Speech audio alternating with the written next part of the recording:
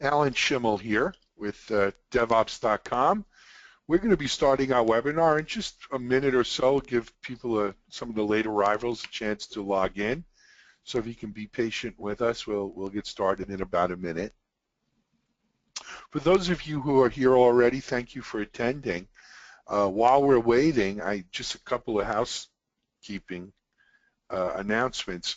First of all, if you look in your GoToWebinar control panel, you will see when you look at the blue lines or the blue section headings, there's one heading called questions. And if you hit the little caret to the left of the word questions, you will see an area where you can post your questions. You don't have to wait till the end of the webinar. You can post them in real time. You'll have to wait closer to the end of the webinar for us to answer them, though, as we've set aside the last 15 minutes or so of the webinar for question and answer. So if you can write your questions as you think of them, though, we find that oftentimes people forget their question if they wait until the end. As a matter of fact, I see someone who's already asked about a slide download of the slides that we'll use today, and the answer to that is unequivocally yes. We will have them within 24 hours on our site at devops.com, both the slides as well as a full recording of the webinar, so you can get that there. And hopefully that'll take care of that. Okay, we're a minute or two in here, so I think we're going to get started. For those who joined late, my name is Alan Schimmel, and I am the editor-in-chief of devops.com. Welcome to another of our continuing series of webinars here at devops.com. And today's webinar is graciously sponsored by our friends at Datadog and Redis Labs. We appreciate the sponsorship, and we think we're going to have a really great webinar today. I know someone is asking if they don't see the attendee questions. They are in there. We'll take care of that. First, a little bit about our panelists today.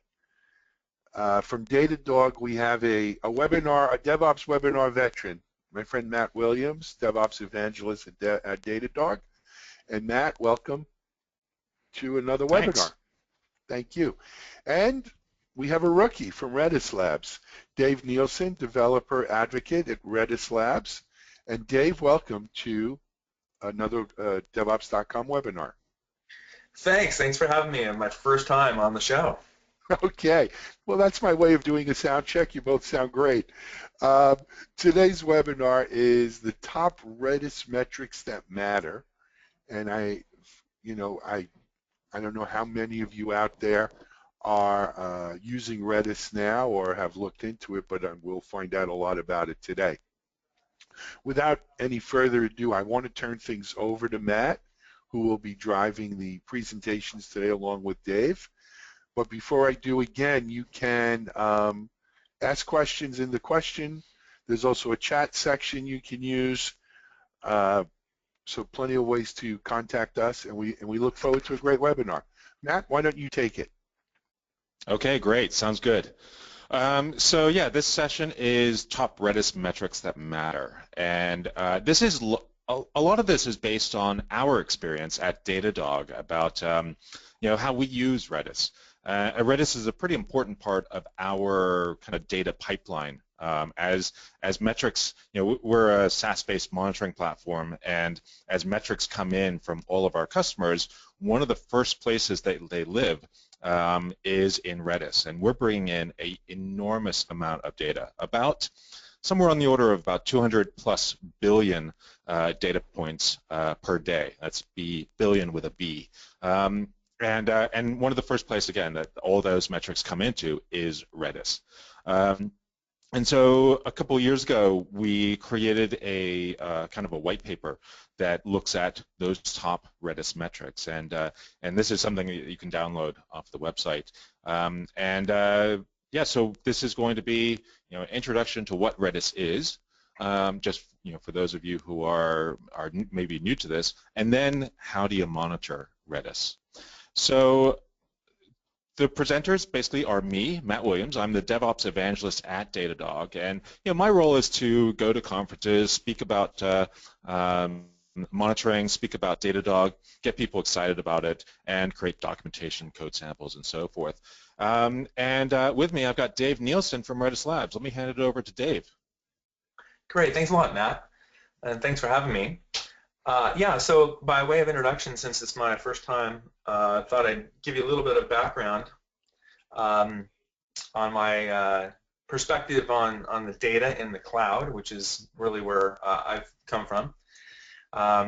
Many years ago, I was an evangelist at PayPal, long time ago, and I remember one day, since I was running the developer community, I would sit in on some of the executive meetings, and I remember one day this very highly paid, expensive consultant coming in to deliver his report, and the report essentially was, PayPal only has so many more months left until our database can no longer handle the traffic.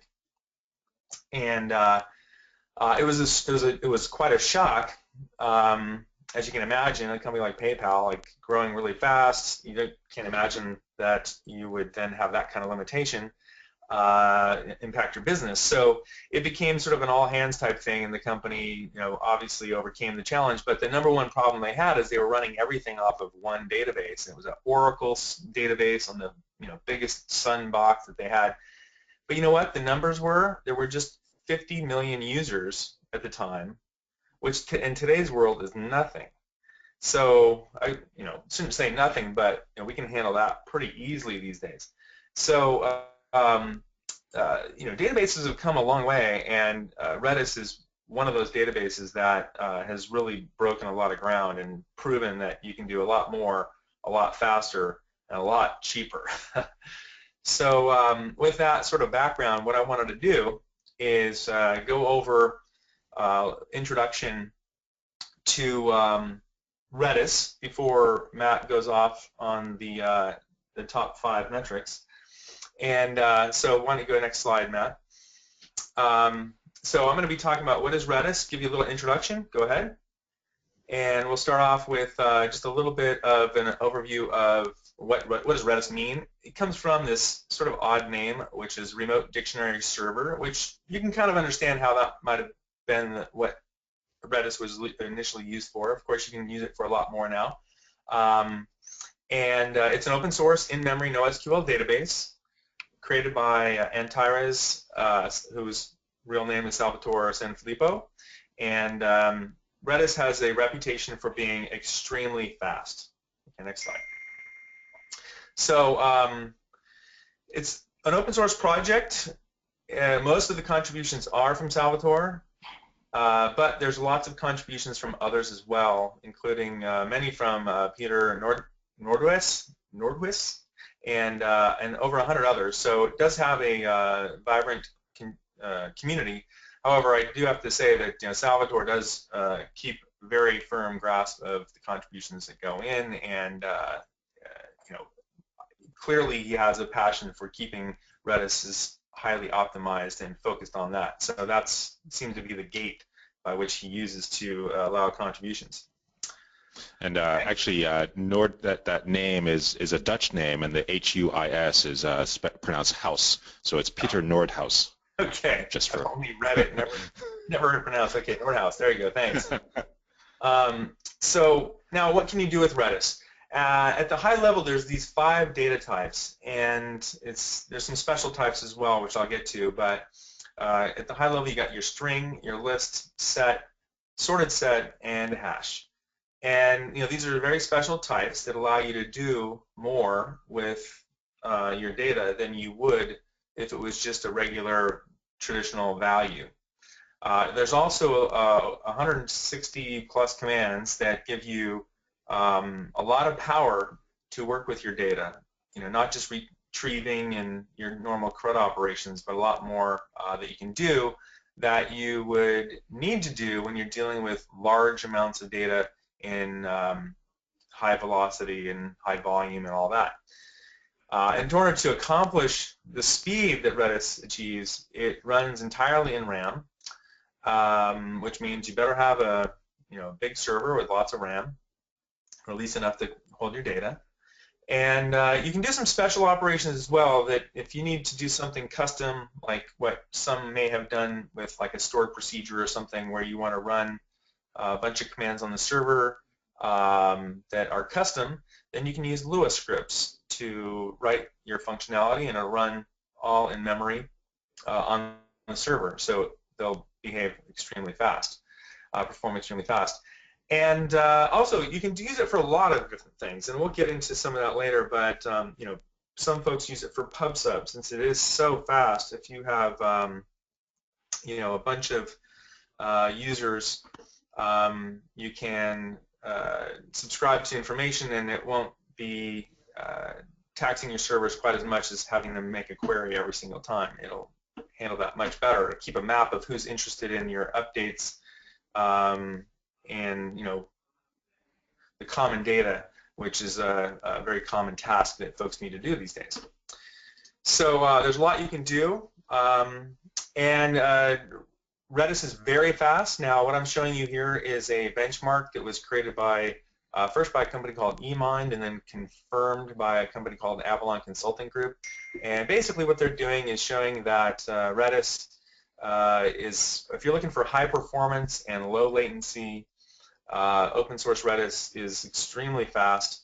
And what Redis Labs has done with something called Arlec is created a clustering system that allows you to run open source Redis, but in a cluster, which lets you escape those limitations of the memory on just one server. You can essentially shard your data across multiple servers, making it larger and still keeping the speed.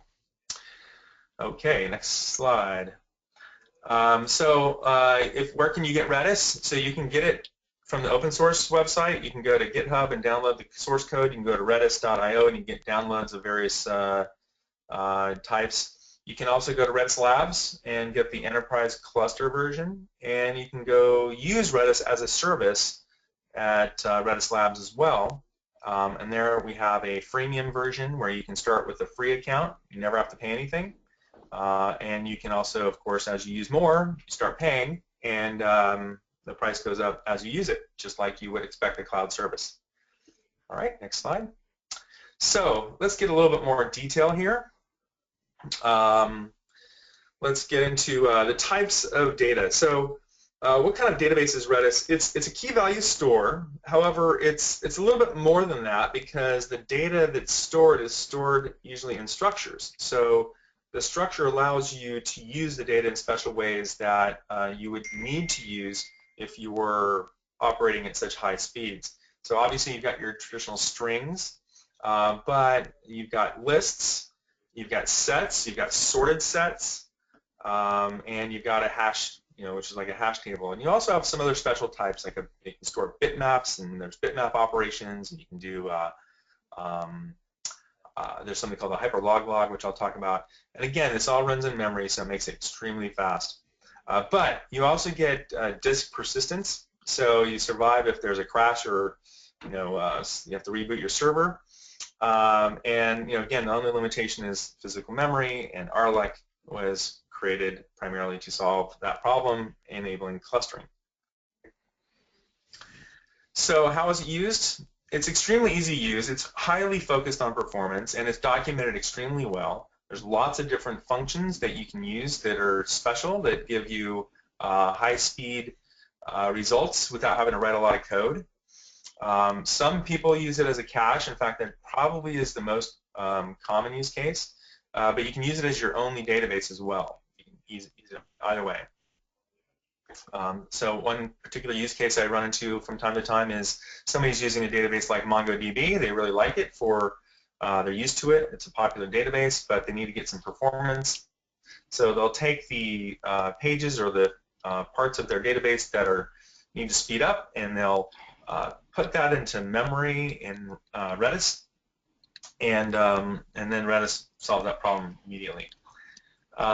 There's a lot of people using Redis. I'll get to another slide in a moment where you can see, like I said before, it's a good PubSub engine. It's easy to use. There's a config file that you use. It's very simple. It's also single-threaded, Now this is unique in many ways because what that means is there's no blocking.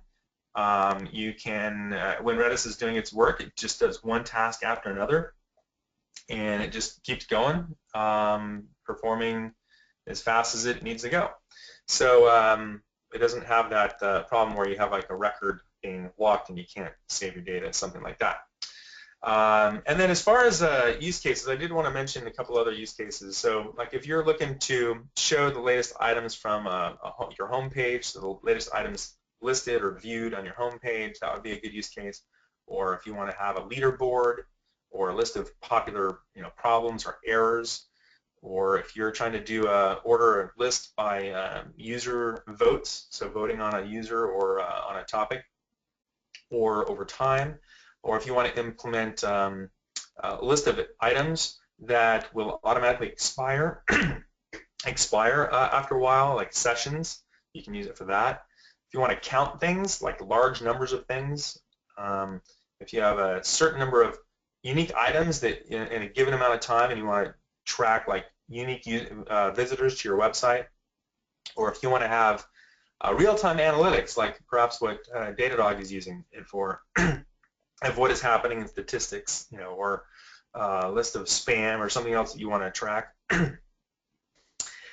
Queues, and of course caching. So there's lots of different use cases that Redis is popular for.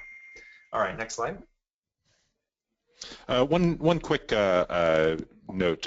One of us on the panelist or speaker side has our email on. I think we're hearing a few pings over the last few minutes. So just FYI. Sorry, hand it off back to Dave. Thank you. Okay, so let's get back to this slide here. Okay, so also a lot of times you'll hear Redis compared to Memcached. I think it's clear that Redis was inspired or influenced by Memcached. A lot of the ideas there were perhaps borrowed or implemented or improved upon. So Redis has a rich set of data types, not just key value pairs. So instead of storing just text or HTML in memory, you can store all sorts of structured data. It supports persistence, so you can save your data to logs and recover. And you get replication out of the box, so you can even create trees of replicated servers. So there's a lot you can do with Redis beyond just what Memcached would do. And who uses Redis? Lots of companies. I think I don't know what percentage of the most popular websites use Redis, but it's a very high percentage. Pretty much any super popular website that has to handle requests from, millions of users per hour is going to be using Redis. So Twitter, Pinterest, Instagram, Tumblr, my long-time favorite, Craigslist, even some of the new cool kids on the block like Docker, GitHub, Stack Overflow are using it. Docker's using it for their Docker image repository, so Docker Hub. So it's being used in lots of different ways by lots of different companies.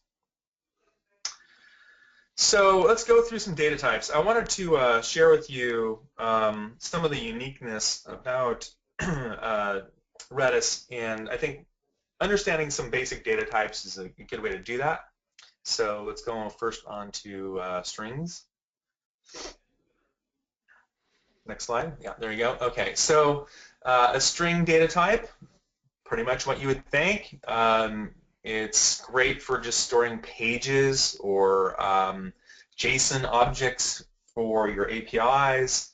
You can also store little bits of data and flags, for like real-time metrics or daily active users, things like that.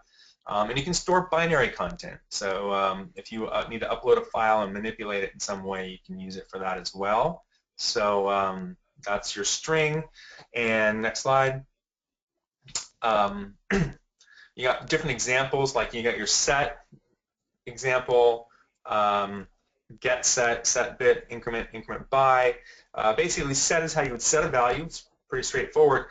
Get set is lots of functions you'll find are like this, where you're doing two things at once. So it'll get the old value and then set the new value. So that way you know what was there once you've already set the new value. And you can also do set bit, which sets or clears a bit at a specific in a string, a specific location, so you can store long strings that have values in them. You can do increment, which just simply takes the number and adds 1 to it, or you can increment by. You can add a certain number. So it's kind of optimized to perform these functions for you. And you'll see there's more of these as we go on. So if you need to set a lock, so you want to specify a value and say I want this value not to change for a certain period of time, you can do that, or a regular cache or flags like I mentioned before. Or if you want to put like a mask on top of an image, or if you're doing statistical A/B testing, you just want to store value. So it's used for a lot of different reasons. Okay, next one. So now you got your list. And with your list, again, it stores quite a bit of values, so you can do massive operations. And internally, this is maintained as a linked list. It's extremely fast at both the ends of the list, but less so in the middle. And it's used for queues or stacks, top number of performers, like a leaderboard or recent news, that kind of thing. And you've got different operations you can use, lpush, etc. The rpop lpush is something that you would use if you're trying to fetch a message from a queue and then add it to another queue, and you want to make sure that both operations happen so you don't lose your data. So you don't want some fault or something to go down in the middle of your transition from one queue to another, so it'll handle both of those at the same time. There's lots of those types of functionalities where it's doing 2 things at once for you, so you don't have to like do 2 round trips, etc. Okay, next one. And so some other examples would be like a timeline on a social network, right? Twitter, like your Twitter fault, your page there. That's got all your that's powered by Redis.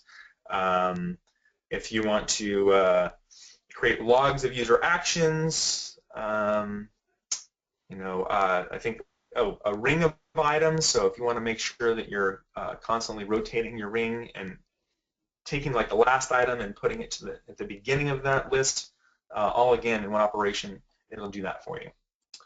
Hey, I got a question about rpop lpush. Is that is that more like an atomic operation where if one fails, it rolls back, or is it's just doing both of those operations at the same time, and if one fails, what happens if one fails?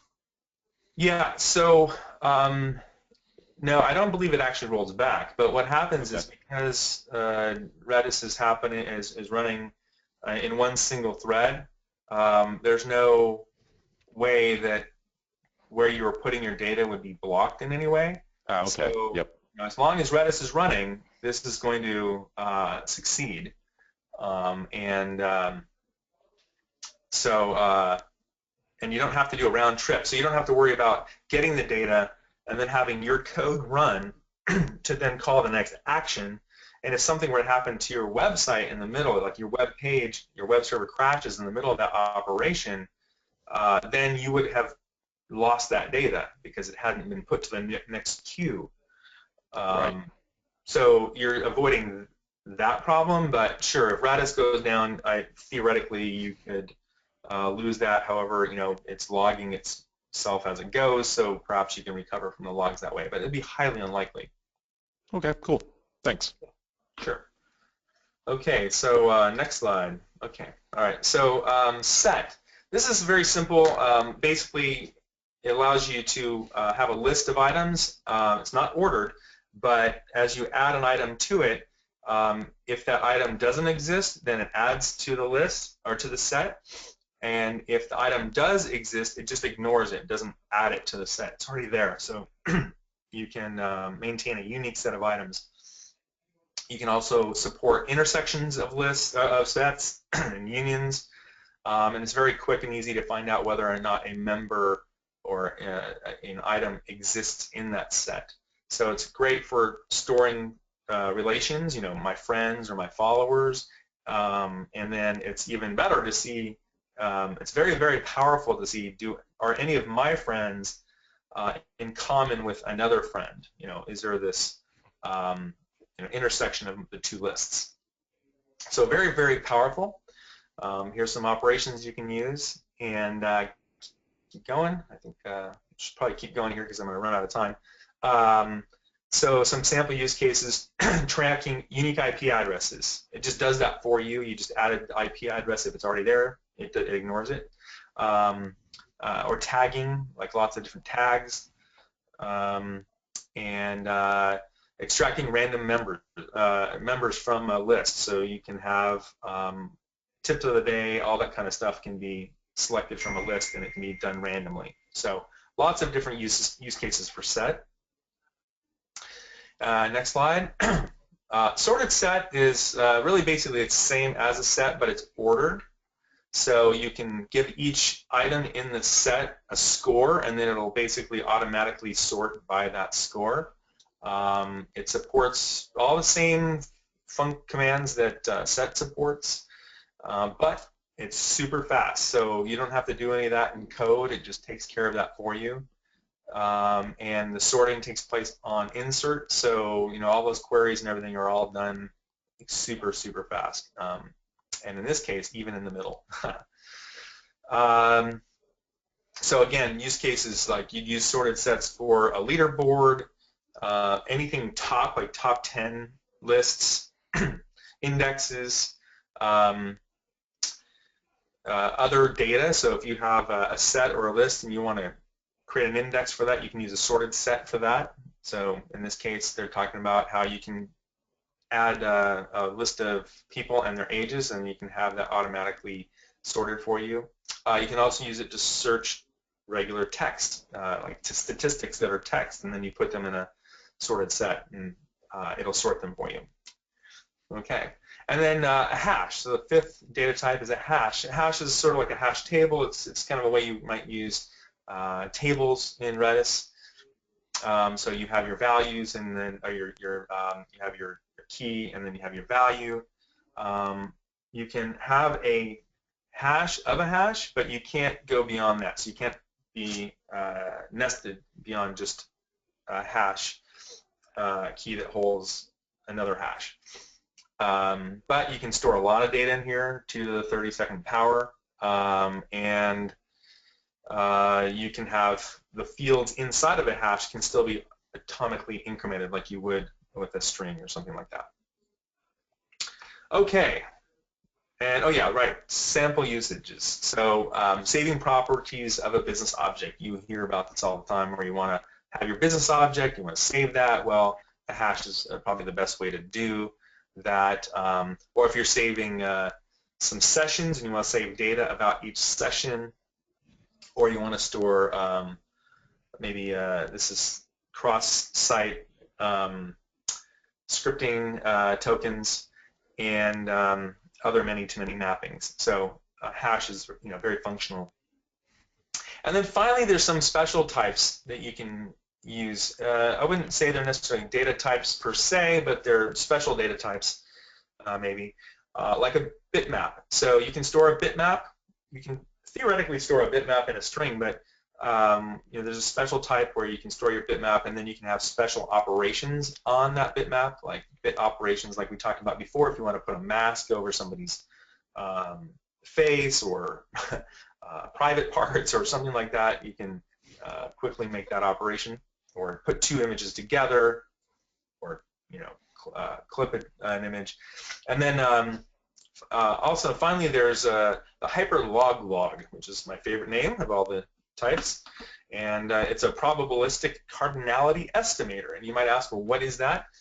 And what that is basically is if you're counting the total of a multi-set of data, that basically means you need to keep all that in memory and then to count it, and therefore your amount of memory required to count it is equal to the amount of items you're basically tracking, which is pretty much impractical for large amounts of data. So a probabilistic cardinality estimator, like the hyperloglog, basically has an algorithm where it guesses. It's guessing at the total value. So if you're looking at like the number of pages returned in a search result and the numbers in the millions, you don't really care exactly to the single decimal that you get the right number. You just want an estimator, and this would do that for you. So it's a very powerful function to give you sort of an estimate of a large amount of data.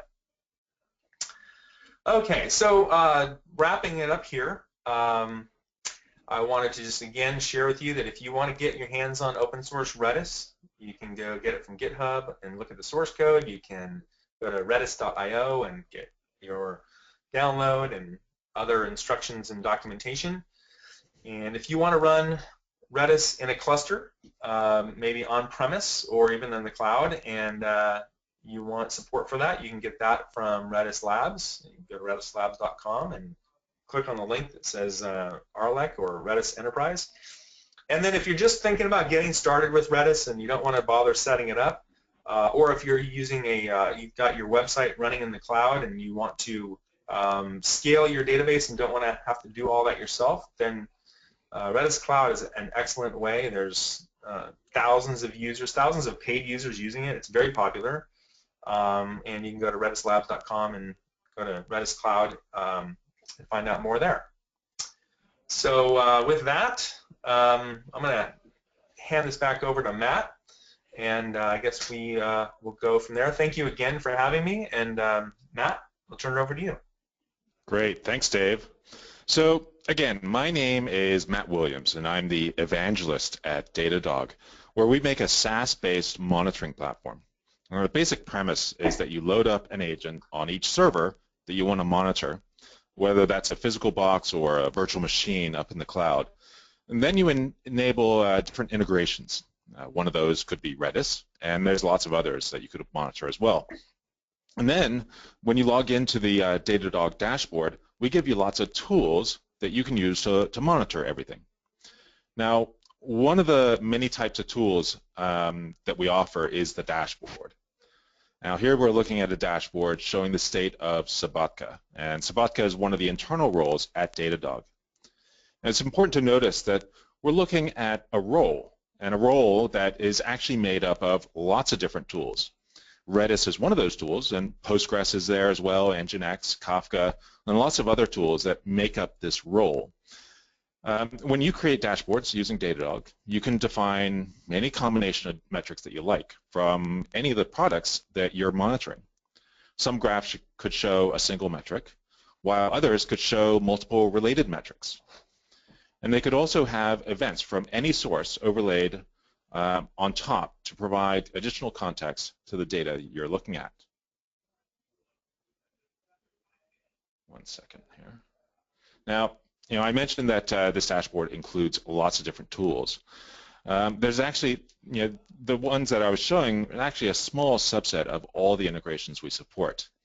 Here you can see a lot of the other ones, including CoreOS or Pingdom or Marathon or OpsGenie, Sentry, ActiveMQ, Chef, and lots of others. And actually, this slide is actually a couple of months old and is missing a bunch of new ones. We aim to add new integrations and improve the ones we have on every release of the agent, which happens every few weeks. So why monitor? Well, I think most of the people who are on this webinar probably know the answer to the question, but I'd like to answer it anyway for folks who might be newer to this kind of thing. You monitor to maintain and to improve. Without monitoring, you don't know if today is better or worse than yesterday. You don't know if changes you made today actually improve things tomorrow or make things worse.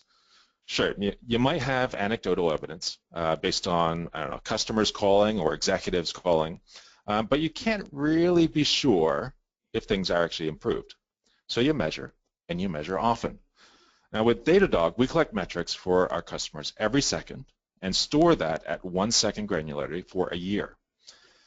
This allows you to make really intelligent decisions about the performance of your environment over time. And otherwise, you're kind of stuck in this guessing loop where you make a guess and kind of hope for the best. So there's actually a few different types of metrics that you can look at. Now these kind of groupings come from a book by a guy named Brendan Gregg. I can't actually remember the name of the book, but Brendan Gregg is the guy's name. And he breaks it down into utilization, saturation, and errors. Now utilization is probably what you think. It looks at percent used, or some other measurement of how much is a resource used. CPU utilization is a great example of that. Saturation is actually often measured through oversaturation, and the metric is in the form of a queue. So if some process acts on a bunch of data, there's usually a queue of data in line for that process. Now, if that queue has 0 or 1 item, you know that that process is not oversaturated. But as that queue grows in size, you know the process isn't able to handle the load you're giving it. And so it becomes oversaturated. Finally, there's errors, which are basically showing you when something has a distinct problem. Now, we're here to talk about Redis. Dave already showed you a little bit about what Redis is and how to use it. Now I want to talk about monitoring Redis. Now, there's plenty of tools out there to monitor things like Redis, but often the most difficult task is not collecting metrics, but rather knowing which metrics to focus on. I attend a lot of trade shows, or conferences all around the U.S. And the common question that people come to us with is, okay, great. It's great that you monitor these things, but what do I monitor? What do I focus on? With Datadog, depending on the integrations that you turn on and the number of machines that you want to monitor, you could easily be collecting tens of thousands of data points every second. In fact, as I mentioned before, we collect well into the hundreds of billions of data points every day from our customers. But for any application, you should be able to whittle it down to maybe 5 or so metrics, the really important stuff that tell you how things are going overall. And that's what I want to talk about now. So what are the 5 metrics to focus on when working with Redis? So these metrics, I think I mentioned at the beginning, actually come in a guide we wrote that shows how we monitor Redis. It's called Understanding the Top 5 Redis Performance Metrics because just like the name of this presentation, we are super creative when it comes to titling things. You can either follow this URL or go to the datadoghq.com website, scroll down to the bottom, click on resources, and you'll see Redis on the list of things. I think AWS is also on there. Now, although I work for Datadog, and we're an awesome monitoring company that you can use, I don't want to imply that you have to use us to get access to this data. You could use the Redis CLI to get the data as well. Just run Redis CLI, then run the info command in the CLI, and you'll see metrics that fit in a bunch of these categories: server, clients, memory, persistence, stats, and so forth. So the first thing that we want to understand is memory usage. And the metric we like to use for this is used memory. Used memory shows us how much memory Redis has requested from the operating system to store your data along with the supporting metadata.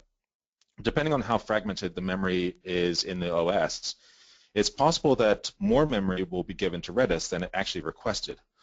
Redis won't display how much memory it's been given in this metric, only what's been requested. So it's possible you might use up all available memory before you expected it, especially if the box is running more than just Redis.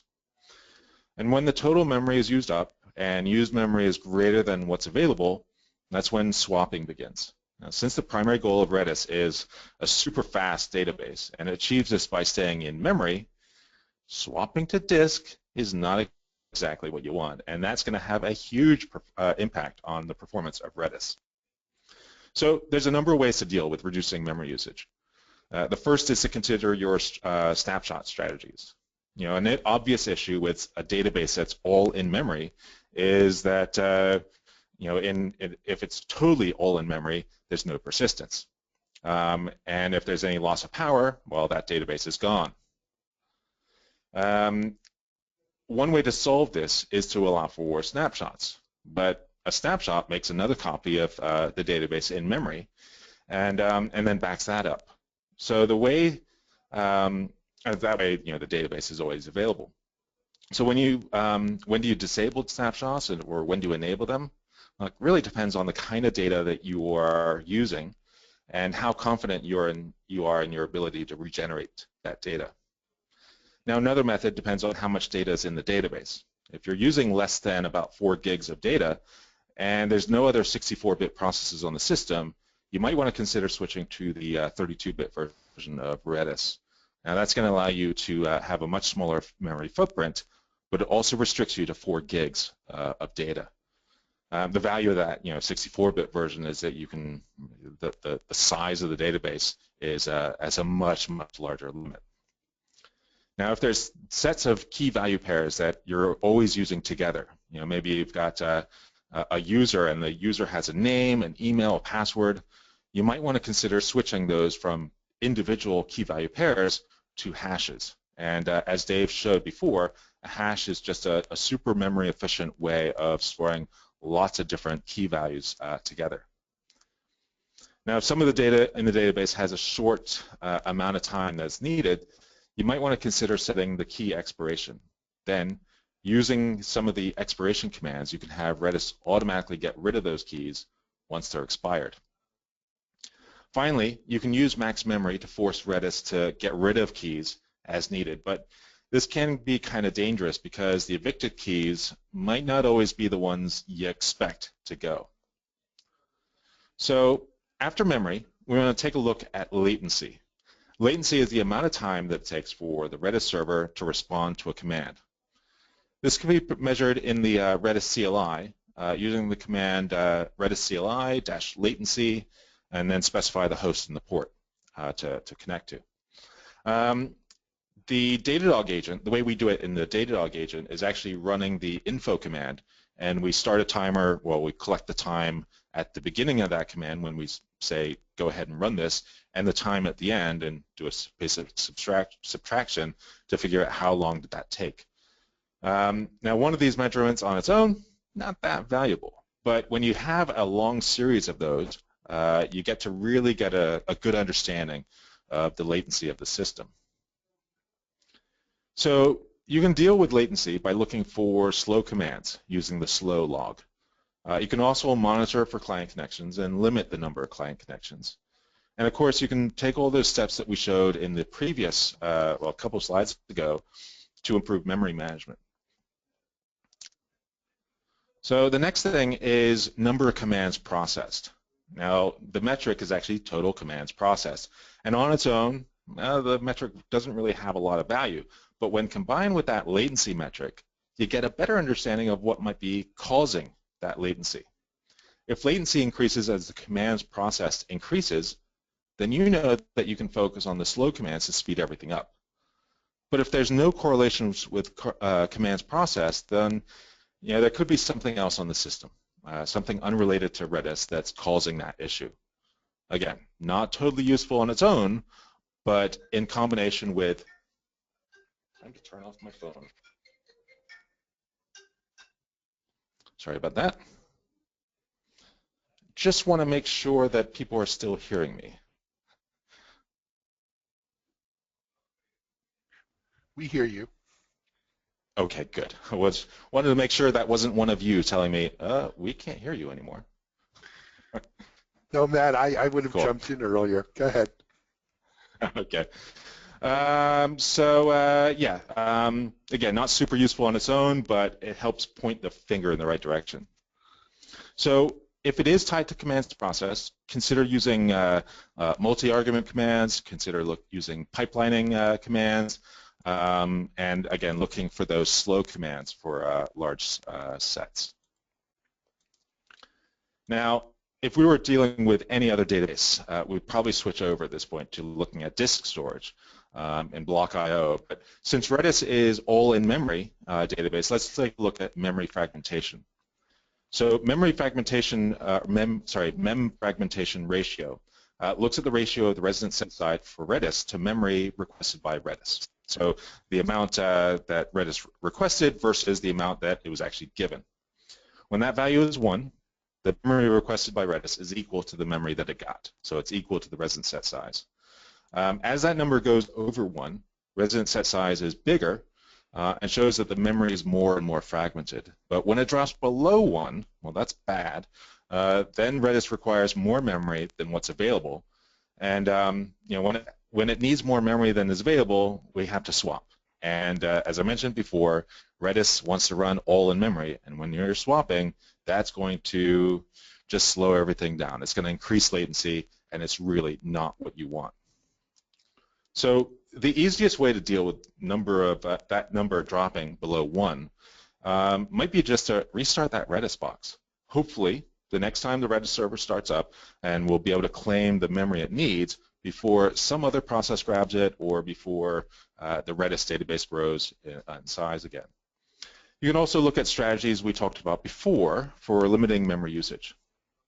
Finally, if all else fails, and really, if all else fails, you really don't want to get into this normally, but if everything else you've tried does not work, you might reconsider, assuming you've got the expertise in-house, recompiling Redis using a different memory allocator. Now, Redis supports glibc's malloc, jemalloc, which I think comes from Facebook, and tcmalloc. But this is a totally extreme measure, and really it requires you to have a solid understanding of the different memory allocators. Just doing a cursory read of a Wikipedia page is not going to do it. You really have to really understand what's involved with these different memory allocators. So the final metric that I want to talk about, because we're getting pretty close to the end of this session, is keeping an eye on evicted keys. This measures the number of keys removed as you hit that max memory limit, which I talked about in an earlier slide. Now, depending on the type of data you're storing in Redis, a high number could be good or it could be bad, but it's up to you to decide that. We talked about max memory before and why it might be necessary to use it. But if it is higher than you want, then you can look at increasing your max memory limit if you can, and maybe look at partitioning your instance. Now you can partition, or what that means is split your data across multiple instances in different ways. Some of the options include hash partitioning, which involves using a hash function to map key names into a range of numbers which correspond to different Redis instances. And there's a bunch of others as well. And so I've got maybe 1 or 2 minutes just to do a quick demo. And really, I'm not going to do a full-fledged demo, but this is just looking at the Datadog dashboard. This is the basic one that comes, as soon as you install the product, set up the integration with Redis. This is one of the dashboards that we're showing you. And so this is looking at our production environment over the last hour. We're seeing connections, commands, keys, and so forth. And there's lots of other metrics you could put on here. In fact, one of our execs here created this dashboard to look at Redis in a way that makes sense for him. And I've gone ahead and created a dashboard that looks at just those 5 metrics, looking at our environment over the last 12 months. And I can see used memory, and each one of these areas is actually a different instance type on AWS, and you can see how that's changed over time. The next one down is Redis info latency milliseconds. So that's that latency command where we are timing the info command. And you can see how that's changed, and we've grouped it by availability zone. So we can see the different how latency is different in different AZs. Here we're looking at the total number of commands by image. And so depending on the image that we're using for all of our VMs, we can see how many commands are being run. Below that is memory fragmentation ratio. So as that number goes above 1, that means that more memory is available, and as it goes below 1, that means there's less memory available and it's having to swap. And this looks at that number over time. And then finally, Redis keys evicted by image, and we can see how that's changed. Basically, we're looking at image that's being used as a source for each of the VMs or instances. You could also do monitors, which is kind of like alerts, and lots of other things inside of Datadog, but that's pretty much all the time I have for. I just you to that that white paper or document that talks about the top 5 metrics, definitely download it. It's written by one of our developers here at Datadog and is a really great read, about 20 pages, so pretty quick read as well. And so at this point, I think I'm going to move over to questions. So if there's any questions at this point. I'm sorry, Matt. Yes, we have several questions, actually. I hope we can get to them all. Excellent. More than several, even. Awesome. Here I say a lot. And they're questions for both Matt and Dave. So I'm going to throw them out there, and either Dave or Matt, whichever one of you feels compelled or thinks you might have a good answer for it, let's go with it. Cool. This first question here is, how frequent is persistence, say process crashes? How much in-memory data is lost? Dave, is that a question for you? Yeah, I can answer that. So there's different settings that you can set on Redis to save your data. So you can set it to never save your data. You can set it to save every second. And there's a whole range in between. And you can also have it, when you're saving your data, you can save it via a log, or you can actually save the entire image at any one point in time. So there's like a snapshot of the image. So there's various ways you can do that. Obviously, the more logging you are performing, the slower Redis becomes. That's just the nature of the beast. And so if you do have an interruption, your server goes down, anything like that, you'll lose everything in memory. Everything's going to go down. But when you rebuild from your log or the image that you've captured, you'll capture everything up until the time that you took that snapshot or your log timed out. So you could lose up to a second or longer, depending on what options you've chosen. And that depends on how much that data that is, depends on what you're actually doing. And isn't the, I seem to remember reading that Redis is single-threaded except when there's like an additional thread that comes in if you're doing the snapshots. I think that was introduced in like 2.4 or somewhere in there. Does that sound right? It does sound right. I don't know the exact details on how the snapshot gets created, okay. But that would make sense because the snapshot would seriously interrupt things. Oh yeah. If they were doing it that way. Good pickup there, Matt. All right, our next question from John Song. With the recent open source Redis release, which adds support for clustering, can you contrast how Redis Labs clustering technology differs from that of open source Redis? Yeah, I can answer that. So Redis Labs clustering technology doesn't change open source Redis much or if at all.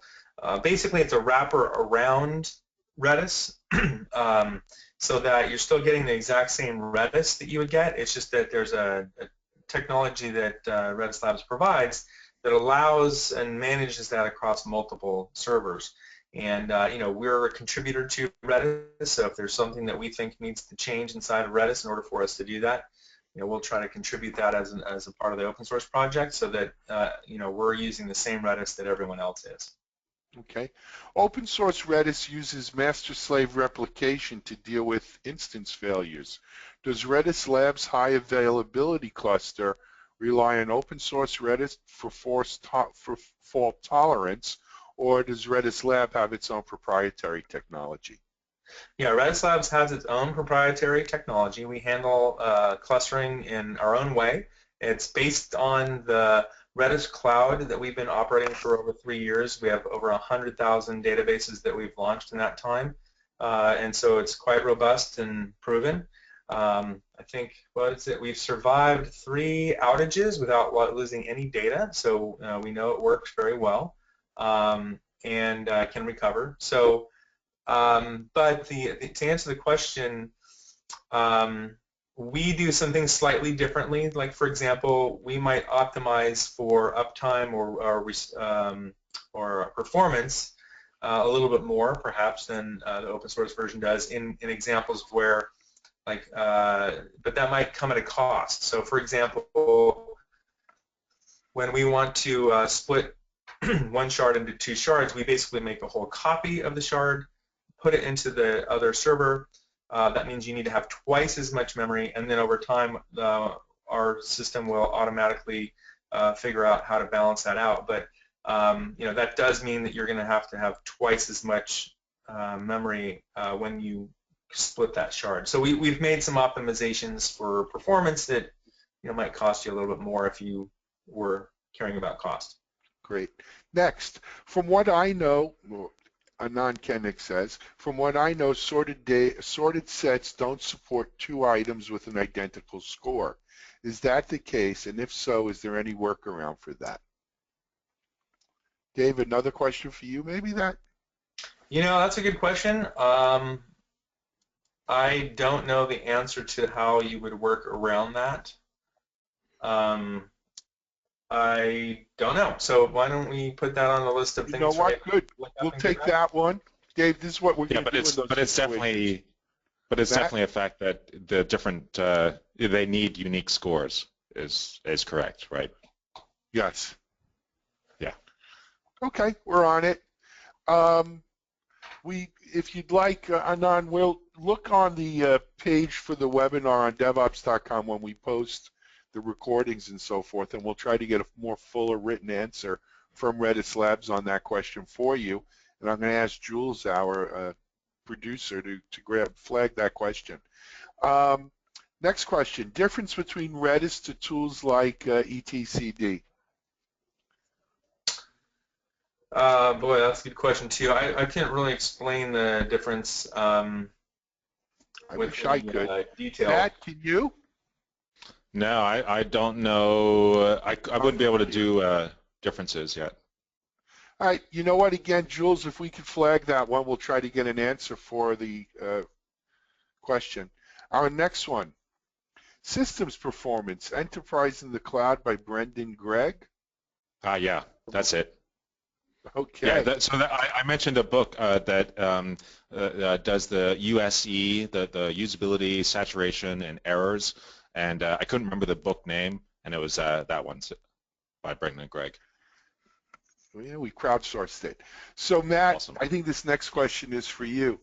Is it possible to get log snippets that is based on a wildcard search query in a Datadog dashboard? Can you repeat that? Is it possible to get log snippets, such as maybe based on a wildcard search, in a Datadog dashboard?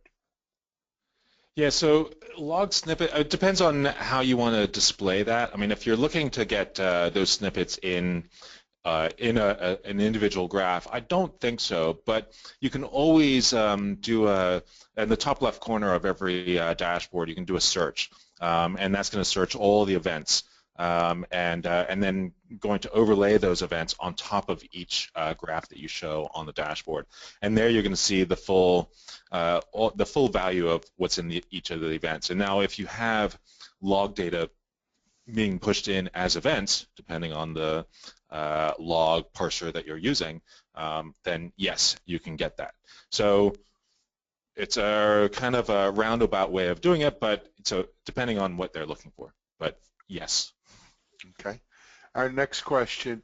Does Datadog support histogram, meaning both mean latency and also 95 percentile latency?